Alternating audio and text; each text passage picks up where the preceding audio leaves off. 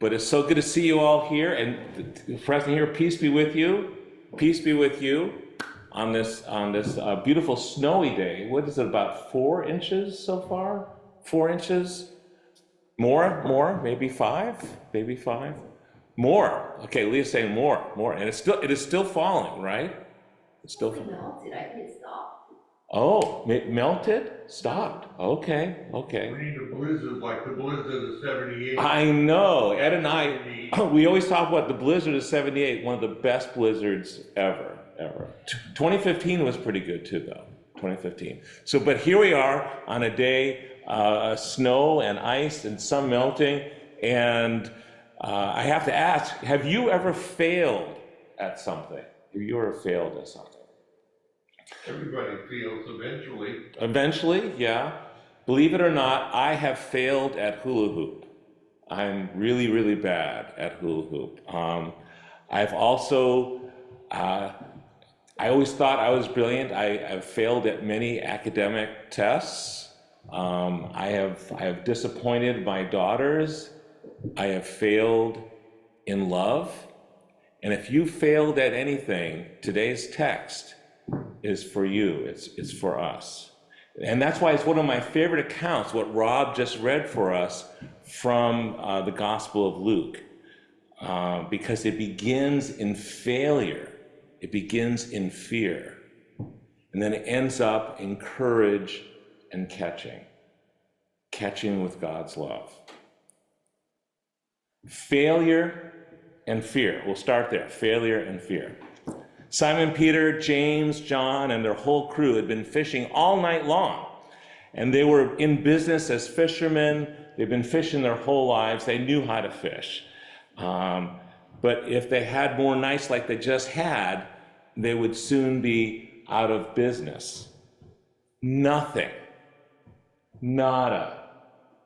No fish. No fish.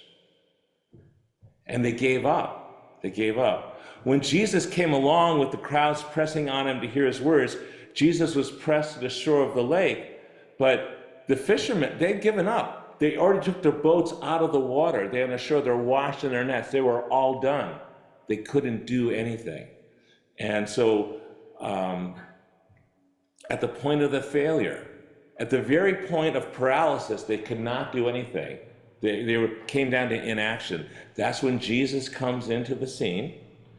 The crowd chasing him is so big that Jesus asked to use one of the now useless boats. It can't be used for fishing, so they use it and they push off with him so he can address the whole crowd. You know, imagine, I don't know, was it Tom Hanks or Beyonce or somebody, people just pressing in on Jesus at that time. And we don't know what Jesus said.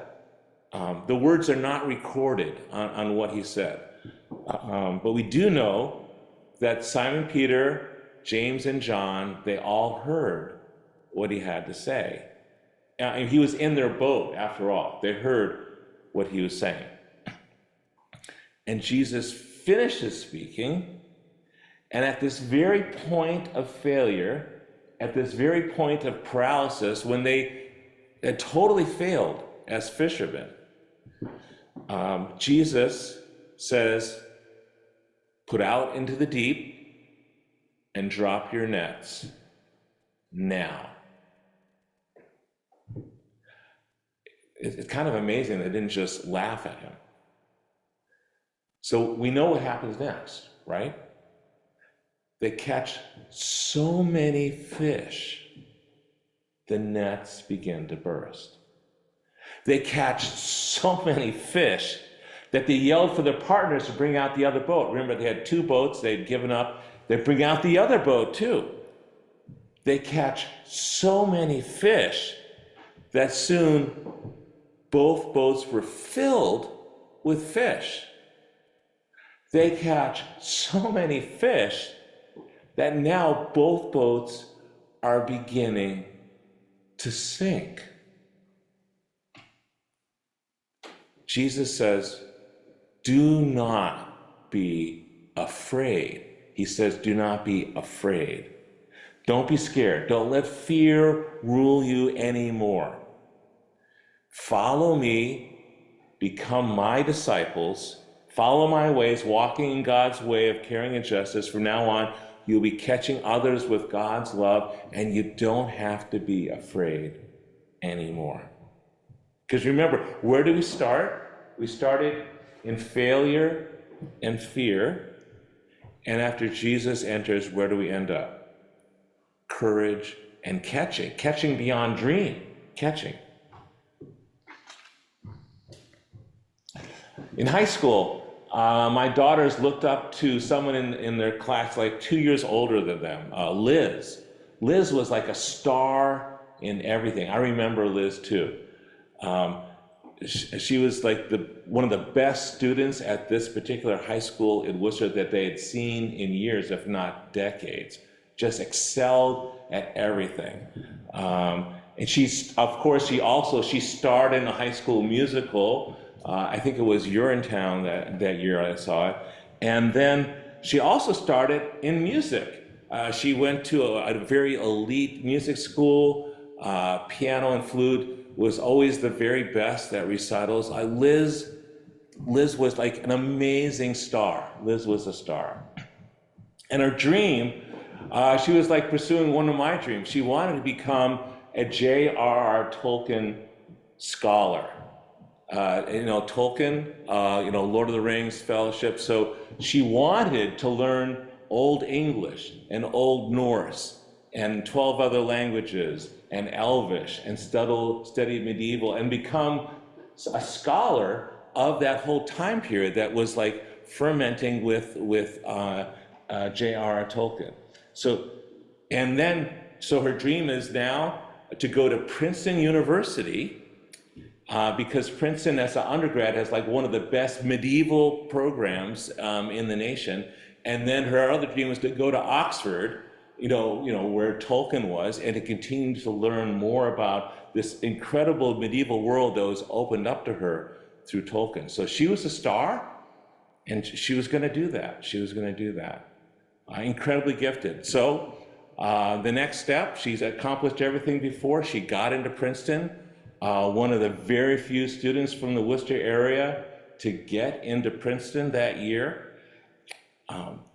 But before her first year was completed, she dropped out.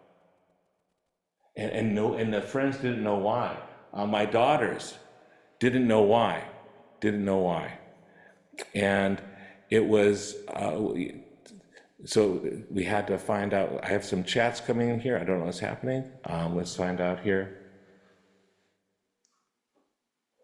Okay, some beautiful text. Thank you so much. Yes. And we love the videos from the choir and comments from Bill. Oh my goodness. On this text is very powerful. So back to Liz, the star that had been achieving so much, now she dropped out of Princeton and nobody knew why. Something went horribly wrong. And she came back home and she would just sit in her house all day long. And her parents couldn't do anything, her friends couldn't do anything. She would just sit there and do nothing. She had failed. She couldn't go back to school. She was like paralyzed into inaction. And a few months went by, and she didn't go back to Princeton. She didn't play her instruments. She didn't hang out with her friends. She was just still. And then one day, something grabbed her. Something caught her. And she realized, and now she's surrounded by therapists, her parents are loving on her, her friends are loving on her, and now she realizes really how blessed she is, how privileged she is. She started to look at, all the opportunities given to her, going to like this wonderful private high school, going to an elite private music school. She had all these opportunities that so many other people would never have, and could not have. She had so many gifts, and she had done so much with that. And so something was grabbing her, saying, Liz, look, you are so blessed. You are so blessed. Share that. Share that. And so at her church, which is All Saints Episcopal Church in Worcester, which has a long tradition of like men and boys choirs going back to the 1800s, and now it's like an adult and children's choir. She founded Afternoon Tunes. Afternoon Tunes. So it's for young children without the privilege that she had.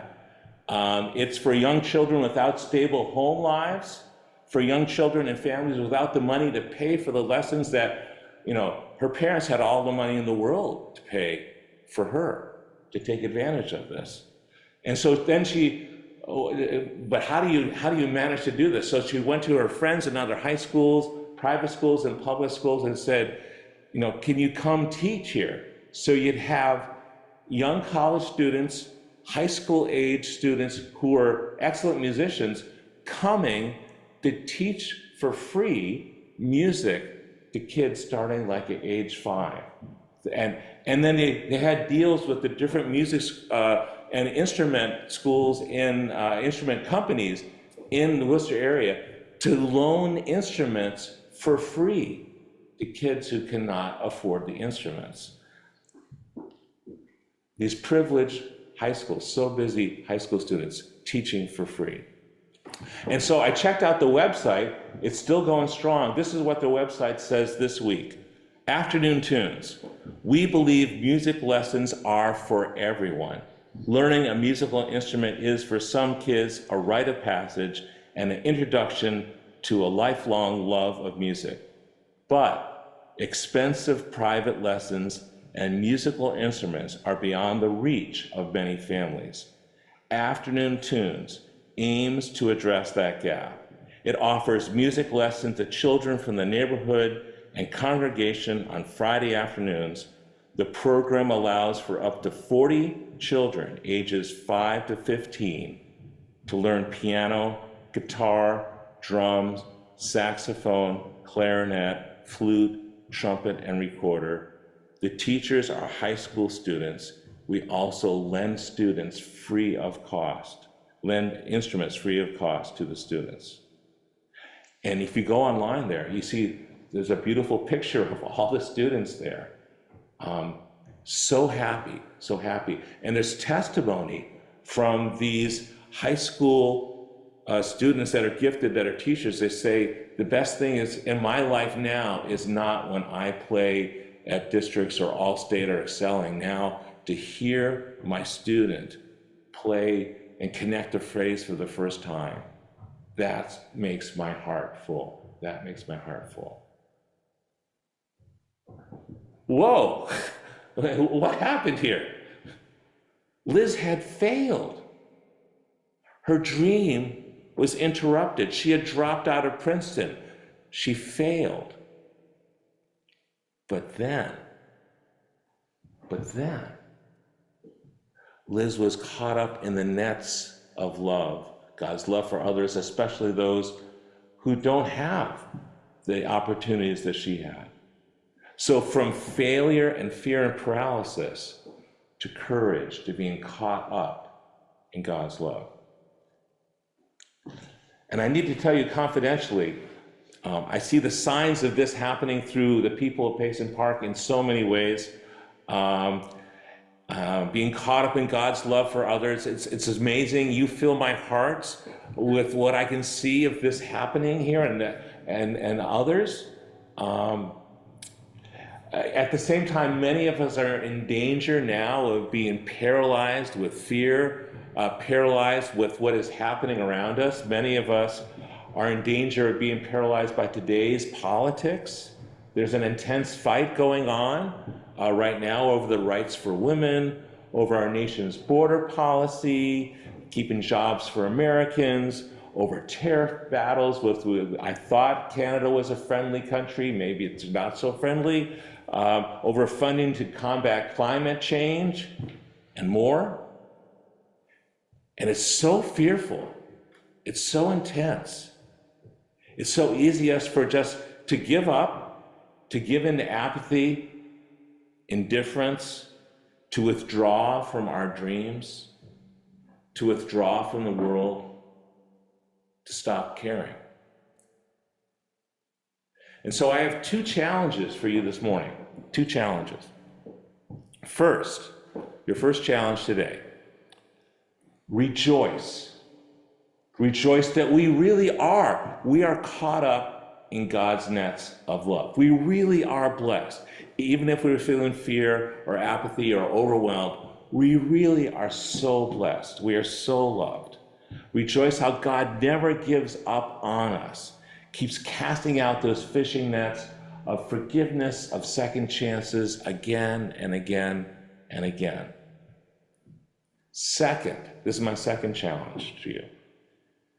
This is our time today to be a partner working with God, to stand on that boat. I invite you to also stand on that boat and to throw out our own nets of caring. Who knows what we will find in the deep after we have failed. So maybe you won't create something out of nothing like afternoon tunes, what Liz did in Worcester. It's still going strong, a thriving program written up in so many places. But it doesn't really matter how small or big are the things we do when we partner with God. What matters is that we do them. What matters is that we do them. After all, that's why we're here. That's why we're here. Jesus says, don't be afraid. Don't be afraid. Don't be scared. Don't let fear rule you any longer. Follow me, become my disciples, walk in God's ways of love and justice. From now on, you will be catching others with God's love. Thanks be to God.